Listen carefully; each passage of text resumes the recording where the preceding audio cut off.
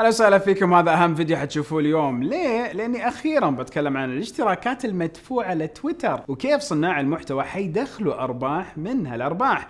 البي 50 برو من هواوي ما راح يدعم الجيل الخامس، معقولة؟ وأيضا بتكلم عن المزايا المؤكدة للآيفون 13 بإذن الله والآيفون اس اي القادم. فقبل ما أبدأ، التفاعل دائما أقدره، بالتأكيد تكونوا مشتركين ومفعلين التنبيهات، أمر دائما محل التأكيد. أبدأ بالأخبار وأقول انستغرام مرت 5 سنوات تقريبا من تغير علينا تايم لاين الانستغرام وأوضاعهم، وبدل ما يعرض لكم منشورات بالترتيب الزمني صار يعرضها لكم بدعم الذكاء الاصطناعي بحسب الأهمية، أو يعرضون لكم انستغرام نفسهم الأشياء اللي ممكن تتفاعلوا معها أكثر في المقدمة. الآن انستغرام يختبرون ميزة جديدة على عدد بسيط من المستخدمين، جالسين يختبرون أنهم يعرضون لكم محتوى مقترح. المحتوى هذا بيظهر لكم قبل منشورات الحسابات اللي أنتم تتابعوها. يعني لما تدخلوا انستغرام أول شيء تشوفوا حسابات ما تعرفوها، لكن انستغرام يتوقع أنه هذا المحتوى بيعجبكم وبعدها تبدأ تظهر الحسابات اللي تتابعوها. بصراحة نوعا ما أحس نفسي عايش هذا الوضع. ليش؟ لأنه مو متابع أحد على انستغرام غير واحد، إنسان واحد، شخص واحد، زوجتي اللي متابعة على انستغرام.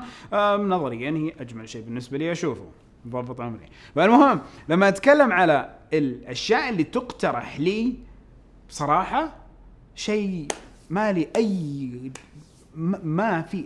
ما شيء عجيب، فالله يستر من هذا الأمر. الموضوع هذا كله قاعد يصير لأن انستغرام بيستحوذوا عليكم أكثر وقت ممكن ويخليكم تكتشفوا أشياء جديدة. خلنا نشوف شو يصير.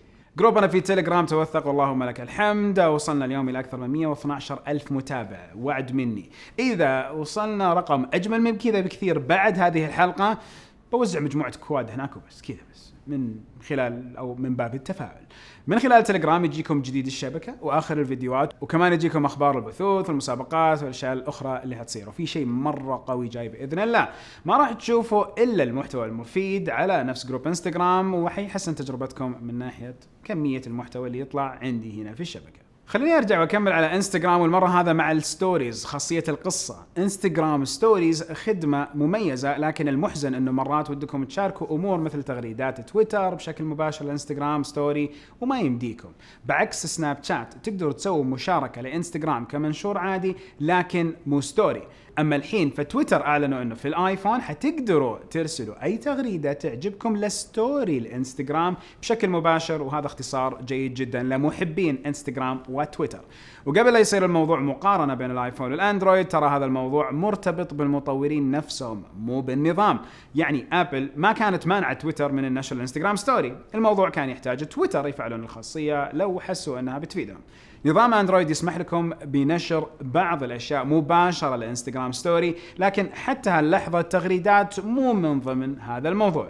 ويا ليت نشوف بقيه الخدمات والشبكات تدعم الاختصارات هذه، ونشوف اختصارات اكبر بين الشبكات الاجتماعيه بدل ما كل منصه مقفله عليها. طبعا ليش اصلا المنصات تقفل على نفسها؟ لانه ما تبغاكم تطلعوا لمنصه ثانيه، لا تبغى تستحوذ عليكم اكبر وقت ممكن. تعليقات على فيديو أمس واللي يتكلم عن محاكمة الاحتكار اللي صار ضد آبل وجوجل وغيرهم. طبعا رابط الفيديو في الوصف تحت، نشوف التعليقات شوي. خلينا نشوف سوزوكي إيش قال. فيصل، خلينا نكون واقعيين، مسألة احتكار آبل مو سببها حماية مستخدمينها وإنما احتكار الأرباح. كلنا نعرف هذا الشيء. أبدا كلامك مردود لك، كلامك ما هو صحيح. أي متجر بالنسبة لي زي المول. أوكي، خلينا نشوف مول. إذا المول أخذوا رسوم من المحلات اللي موجودة في هذا المول لتشغيل النظافة والصيانة والأمور الكثيرة اللي موجودة في المول، وأيضا أعطوا خدمة مميزة لكل المتاجر اللي موجودة، عرفوا الناس وينهم، سهلوا لهم كيف يروحوا لهم، سووا مسابقات، سووا عروض، سووا أشياء كلها على المحلات اللي في المول. هالمول ما يعتبر اجتهد وسوى شيء كويس؟ نفس الموضوع أشوفه على متاجر التطبيقات. وخليني أكمل في كلامك الرهيب يا سوزوكي. ممكن ببساطة يخلون متاجر ثانية أو يخلون المستخدمين يحملوا من مصادر خارجية، لكن يكتبوا لهم تحذيرات قبل لا تحمل حتى المستخدم العادي يعرف. وبالنسبة للمخاطر الأمنية فهذا واجب شركة آبل وجوجل إنهم يقووا الأمان في أنظمتهم. نظام الويندوز يسمح لك تحمل أشياء خارجية من يوم ما صدر وما في أي مشاكل. لا هنا معليش ما في أي مشاكل بنظام ويندوز. حرام عليك، لا مليان مشاكل تكتشف ومشاكل من التطبيقات، ويطلع لك تنبيه قبل ما تثبت التطبيق انه ترى هذا على مسؤولياتك، والامور هذه كثيره تصير زيها زي الماك. نفس الشيء مع ماك او اس، واصلا من ابل يخليك تحمل من التطبيقات الخارجيه، ويخليك بنفسك تروح للاعدادات وتشيل الامان وتشيل الخصوصيه.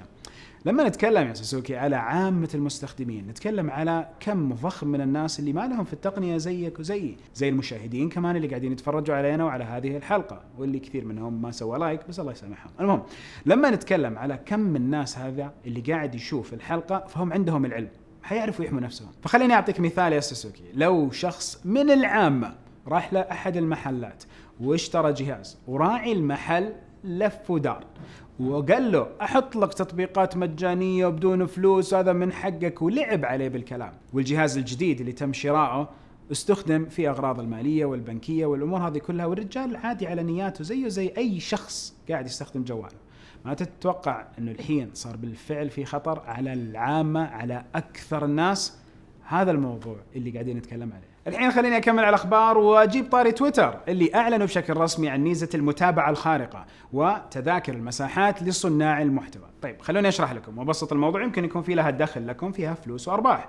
المتابعة الخارقة تعني أنكم حتقدموا محتوى حصري مدفوع من تقريبا $3 ل$10 شهريا، رسوم الاشتراك اللي يدفعوها الناس عشان يشوفوا هالمحتوى. لها شروط عشان تقدروا تفعلوها، وهي أنه عمركم فوق 18، وعلى فكرة هذا العمر الأدنى لاستخدام تويتر، وتنشروا أكثر من 25 تغريدة في الشهر، وعدد متابعينكم ما يقل عن 10,000 متابع. هذه من ناحية الأولى. الثانية المساحات المدفوعة أو تذاكر المساحات، هي أنكم تسووا غرف سبيسز لكن الدخول لها مدفوع. من شروطها أيضا أن يكون عمركم فوق 18، وأنكم سبق واستضفتوا أكثر من 3 غرف في آخر 30 يوم، وكمان أن متابعينكم مو أقل من 1000 متابع. طبعا الميزة لا زالت محدودة في أمريكا، وننتظر أن تجينا بإذن واحد أحد، وأبشركم ما حسويها، كل شيء مجاني، كل شيء فري. هذا الأمر اللي قاعدين نشوفه من ناحية المحتوى، والله ينفع فينا يا رب العالمين. أما الأرباح والأشياء نجيبها من الشركات ومن الناس، ما نقعد نخليكم أنتم تدفعوا. سؤال جاني من جاجا، هل لازم يكون التلفزيون ذكي عشان استفيد من ابل تي في في 2021؟ ابدا، بمجرد ما عندك منفذ HDMI يمديك تستفيد من ابل تي في، ولكن انت تبغى ابل تي في ليش؟ يعني في بعض الدول ما فيها خدمات من ابل تدعم ابل تي في بشكل كامل، فهنا لازم تقيم احتياجاتك، وانه ابل تي في بيحول لك اي شاشة عندك فيها منفذ HDMI الى شاشة نقدر نسميها ذكية من خلال الابل تي في. الإعلان عن البي 50 برو حيكون بإذن الله في 29 يوليو حسب التوقعات، وطبعا في تسريبات كثيرة بعطيكم إياها. يقال أن الأجهزة اللي بيتم الكشف عنها هي الأجهزة الثلاثة الرئيسية، العادي والبرو بلس. هذه العادة كل الثلاثة حيشتغلوا بمعالج الكيرن 9000، وهذا الأمر يعني أنه هالأجهزة ما حتدعم الجيل الخامس بل تكتفي بالجيل الرابع. الأجهزة بتكون أرخص طبعا، لكن وضع هواوي محزن يا جماعة، صار لازم يعوضون نقص خدمات جوجل، بس ما أعرف إذا هذا أفضل حل. عدم دعم الجيل الخامس، أتمنى الكلام هذا يكون ما هو بصحيح. المهم في مزايا حقت الكاميرا للبي 50 برو، واللي تسريب أيضا بيّن أنه حتستخدم حساس جديد، العدسة العريضة جدا، وهي عدسة 1:1.8، وتعتبر من الأكبر في السوق اليوم. أما الحساس الأساسي حيكون من سوني اللي هو IMX 800 المعروف بمقاس 1 إنش. الشاشة يفترض أنها تكون أوليد وبأسلوب الشلال، واللي تكون أطرافها مائلة جدا. ننتظر 29 يوليو وإن شاء الله يا رب يكون في مؤتمر رايق ونشوف أشياء مرة رايقة وممتازة من شركة هواوي. وصلني في تيك بيلز هذه الشاشة من ايسر، وهي من سلسلة البريدتور، تدعم ال 4K وال 144 هرتز، تجي بإضاءة جميلة في الخلف، يمديكم تعدلوا وتضبطوا عليها.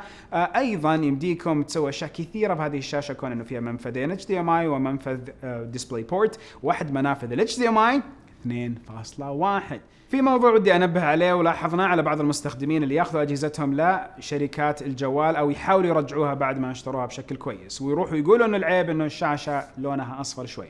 في خاصية موجودة في أكثر الشاشات الجديدة على الجوالات آخر كم سنة، اللي هي خاصية تقليل الإضاءة الزرقاء أو اللون الأزرق في الشاشة لحماية أعين المستخدم. لو جوالكم أندرويد اسحبوا شريط المهام من فوق، وحتحصلوا في شريط المهام اسم فلتر اللون الأزرق أو نمط حماية العين، تختلف التسمية من شركة لشركة. أما في الآيفون أيضا بتحصلوا في مركز المهام بعد ما تضغطوا ضغطة مطولة على مؤشر السطوع، وحتحصلوا أيضا مع التحديثات الأخيرة أنه موجود عندكم النايت شيفت. تقدروا تدخلوا الاعدادات في الايفون او الاندرويد وتتحكموا بمقدار اللون الاصفر لهذه الخاصيه، ودائما تكون ضمن اعدادات الشاشه.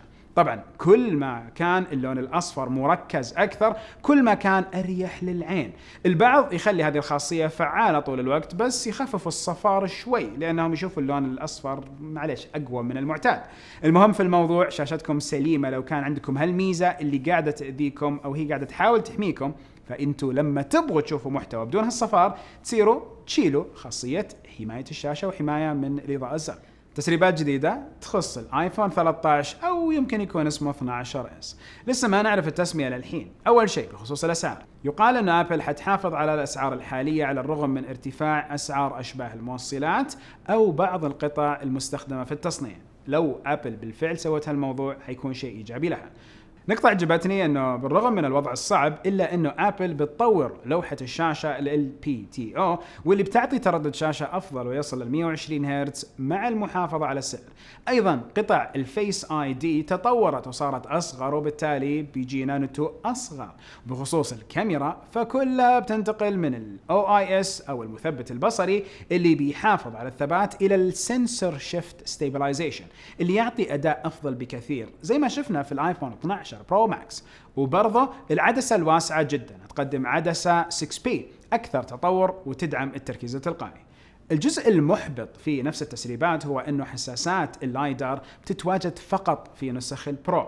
كان في كلام أننا هذه السنة حنشوفها على كل النسخ ولكن ما في تأكيد، بل أنه في تأكيد أنه ما حتجي، وفي أخبار تقول أنه ما حتجي إلا للآيفون اللي بعده على كل الجوالات.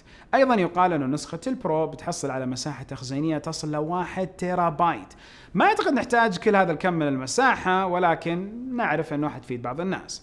برضو مو كل الايفونات القادمة بتيجي بمعالج الاي 15 اللي بالعادة يكون خارق جدا، يمكن يجي على فئات محددة. يمكن هنا مشكلة اشباه موصلة بس ما ندري. واخيرا يقال انه ابل ضبطت امورها هذه السنة وما راح نشوف نقص في شحنات الايفون 13 وعائلتها خصوصا بعد تحسن اوضاع المصانع وعودة العمال وانتشار اللقاح بينهم. بالنسبة للايفون SE القادم متوقع انه هذا الجهاز يجيب نفس تصميم السنة الماضية. ايضا يمكن يكون في تطور بسيط من ناحية التصميم. يمكن ايضا يجي بتصميم الايفون 11 بس بمزايا افضل لكن ما حيحافظ على التصميم نفسه بالضبط. بيكون دعم الجيل الخامس متوقع وفعليا يمكن حيكون ارخص ايفون يدعم الجيل الخامس. كان في اشاعات اننا حنشوف ايفون SE بلس وهذا الكلام له فترة طويلة لكن مع الاحداث اللي صارت اخر سنتين ما ندري هل الفكرة لا زالت مجدية لابل او لا. ونهاية الحلقة كل حلقة سبحانك اللهم وبحمدك اشهد ان لا اله الا انت استغفرك واتوب اليك واشوفكم على خير في الحلقات القادمة باذن الله.